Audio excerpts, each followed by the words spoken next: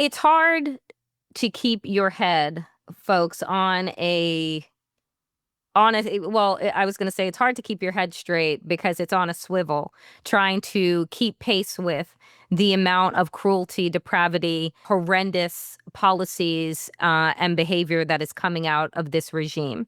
But I think that one of the most offensive, one of the most disturbing, one of the ones that, probably maybe 20 years from now, people will talk about as how could anyone have let this happen?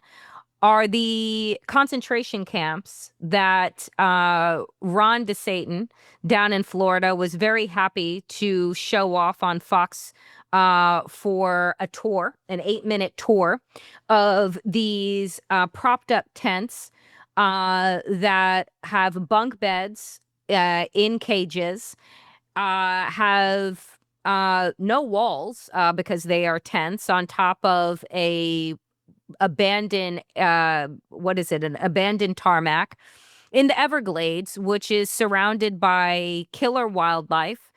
And they've made speaking of merchandise, they've made merchandise to show their depravity. And I posted on Blue Sky and I said, these are the same motherfuckers that would have sold T-shirts outside of Auschwitz, Mhm. right? And I want to be really clear about the fact that on this show, we're not going to be referring to it as, as Alcatraz or anything to that nature, because Alcatraz was a prison for criminals.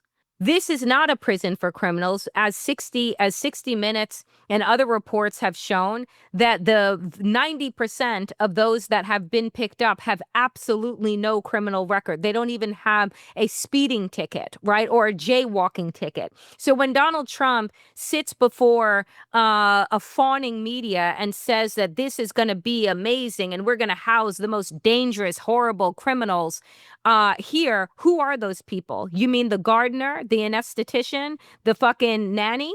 Like who are the hardened criminals? And then he went on to say, Andy, that we got a lot of homegrowns, right? He brought that back from his Oval Office meeting with the El Salvadorian president that says there are a lot of people bad who were born here that shouldn't be here anymore. And that's where he plans to put his dissenters, right?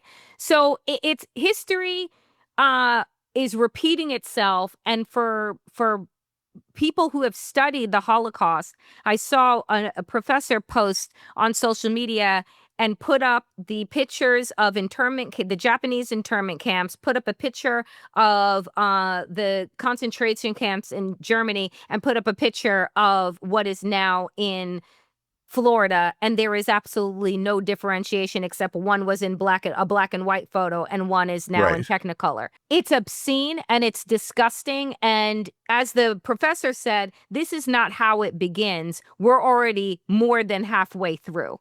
And I thought that that was probably one of the most startling things that I had heard.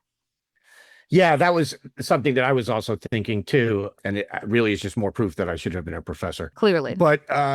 But no, we're in it. We're in it now. We're obviously not full on Nazi Germany, or you and I would not be able to have this discussion. But nor are we in the sort of Weimar Republic pre-Nazi party state that Germany was in before Hitler rose to power. We're in it. We are in the fascism phase, and it's not looming on the horizon. It's not, hey, if we're not careful, we're going to end up there.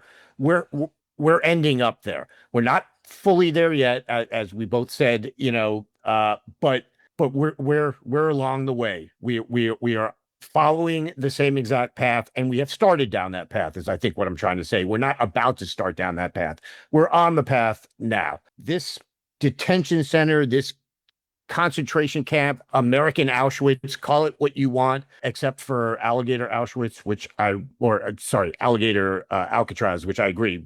We're not playing that game. Holy shit. The idea Mm-hmm. that we are Mm-hmm. here in 2025 and we are building camps like this in the middle of the swamp and bragging about, it was Laura Loomer, who, again, we've discussed her on the show before, and she used to be just a crank, just a crazy crank who you could laugh at and ignore. She now has the ear of the president. She's a counselor to the president, whether officially or unofficially. She was talking about wanting to put 65 million American in camps. I believe that's the total number of Latinos in this country. Mm. So to be clear, not immigrants, Mm-hmm. not undocumented immigrants. Mm-hmm. This is basically the total number of brown people in this country. That's who she wants to put in camps. And again, she has the ear of the president. So for people who say the Nazi comparisons are overblown and we shouldn't be making them, I don't know what else you call that. I don't know what you call rounding up people off the street and sending them to these camps, or sending them to camps overseas, which we'll talk about a little later in the show, without due process, without any trial or even presenting of evidence.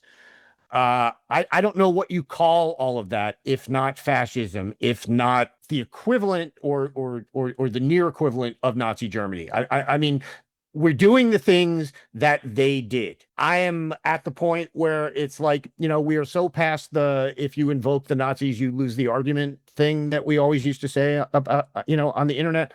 We are just so past that, because everything we're doing is along the same path.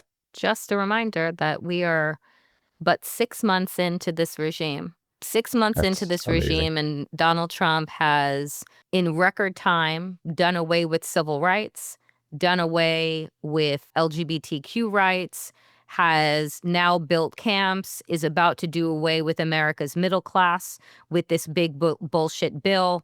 And, you say, well, right now we're not full-blown Nazi Germany, because you and I are still on air. I'm not 100% sure we'll be on air in 6 months. I'm not 100% sure what the end of this year looks like. And so I think that it's really important for folks. Again, I know that the people listening to this show are not part of that group, but you may have them in your family that think, well, we're safe, we're fine, we're not brown, we're not black, we're not queer, we're not this. When all of those people are gone, who you think they're coming for next? No one is safe inside of fascism. No one.